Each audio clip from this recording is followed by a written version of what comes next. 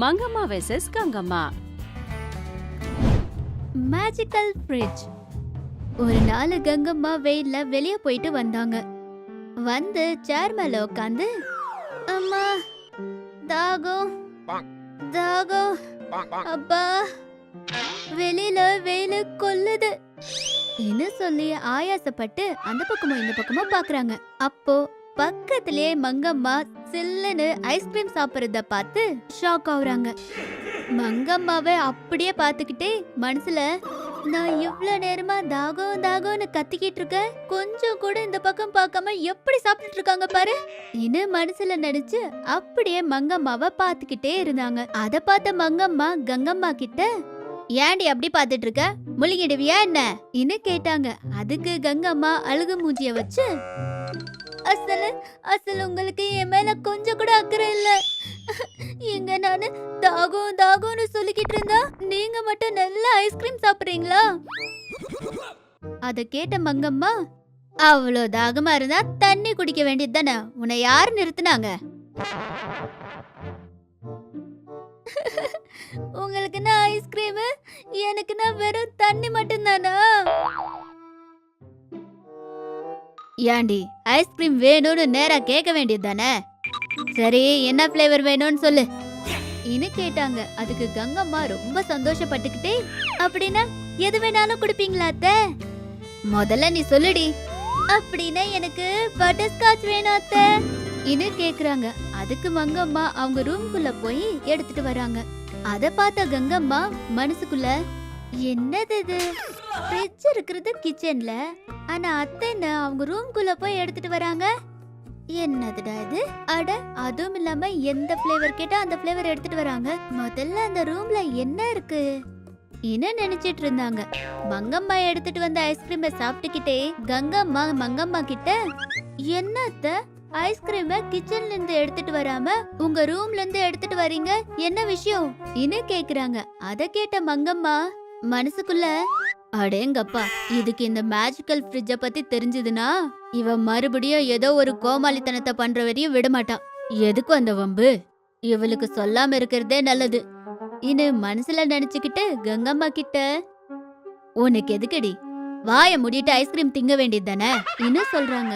அதுல கங்கம்மாவுக்கு சந்தேகம் இன்னும் அதிகமாவுது. அவங்க மனசுல, எங்க அத்தை என்கிட்ட இருந்து ஏதோ மறைக்கிறாங்க, எப்படியாச்சும் அது எதுன்னு கண்டுபிடிச்சிருவேன்ல. மங்கம்மா இல்லாத டைமை பார்த்து மெதுவா கிச்சனுக்குள்ள போய் ஃபலூடா செய்றாங்க.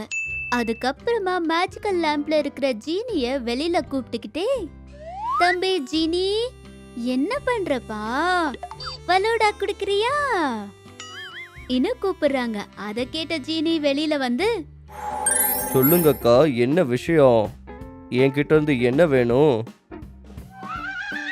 அதுக்கு கங்கம்மா ஷாக் ஆயிருவாங்க. எனக்கு உன்கிட்ட வேலை இருக்குன்னு உனக்கு எப்படிடா புரிஞ்சுது? நீங்க பாசத்தோட ஃபலூடா தின்னுடா தம்பின்னு சொல்லும் போதே எனக்கு புரிஞ்சிருச்சுக்கா. நீங்க தான் ஃப்ரீயா எதுவுமே செய்ய மாட்டீங்களே. அடே ரொம்ப புகழாதுடா என்ன. அதை விடு, காலையில எங்க அத்தை என்கிட்ட இருந்து ஏதோ மறைச்சு வச்சாங்கடா, அது என்னதுன்னு நீ உன் மேஜிக்கால எனக்கு சொல்ல போற. அதுக்கு ஜீனி கண்ணை மூடிட்டு தான் பவரை யூஸ் பண்ணி இப்படி சொல்றாரு, அக்கா, அது ஒரு மேஜிக் ஃப்ரிட்ஜுக்கா. அதுல நீங்க என்ன கேட்டீங்கனாலும் அந்த ஃப்ரிட்ஜ் உங்களுக்கு அதை தரும். ஐஸ்கிரீம் கேட்டீங்கன்னா ஐஸ்கிரீம் தரும், பிரியாணி கேட்டா பிரியாணி தரும், என்ன கேக்குறீங்களோ தரும் இன்னும் சொல்வாரு. அதுக்கு கங்கம்மா எவ்வளவோ சந்தோஷப்பட்டு ஒரு நல்ல பிளான ப்ரிப்பேர் பண்றாங்க. ஜீனி இதுதான் டைம்னு நினைச்சு கங்கம்மா எடுத்துட்டு வந்த ஃபலூடாவை சாப்பிட்டுக்கிட்டு இருப்பாரு. கொஞ்ச நேரம் கழிச்சு மங்கம்மா ஜீனி கிட்ட, டே தம்பி, இனிமே நம்ம கஷ்டங்கள்லாம் தீந்து போன மாதிரி தான்டா, அதுக்கு நீ மெதுவா போய் அந்த மேஜிக்கல் ஃப்ரிட்ஜை கிளப்பிடு. அத கேட்டு ஜீனி பயத்துல நடுங்கிட்டே, என்னது, மங்கம்மா வீட்டுக்கு போய் அந்த ஃப்ரிட்ஜை களை வாங்கணுமா? அக்கா, என்னால முடியாதுக்கா, என்னால முடியாது இது பயந்துகிட்டே மேஜிக் லேம்புக்குள்ள ஒளிஞ்சுக்கிறாரு. அத பார்த்த கங்கம்மா ஷாக் ஆகுறாங்க. எவ்வளவு நேரம் கூப்பிட்டாலும் வரவே இல்ல. வேற எந்த வழியும் இல்லாம மங்கம்மா அவதார கூப்பிட்டு அவர்கிட்ட, தம்பி இனிமே நம்ம கஷ்டங்கள்லாம் தீர்ன மாதிரி தான்டா.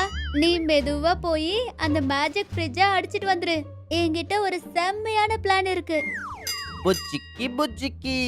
அக்கா, என்னக்கா ரொம்ப கான்ஃபிடென்ட்டா இருக்கிற மாதிரி தெரியுது, என்ன விஷயம்?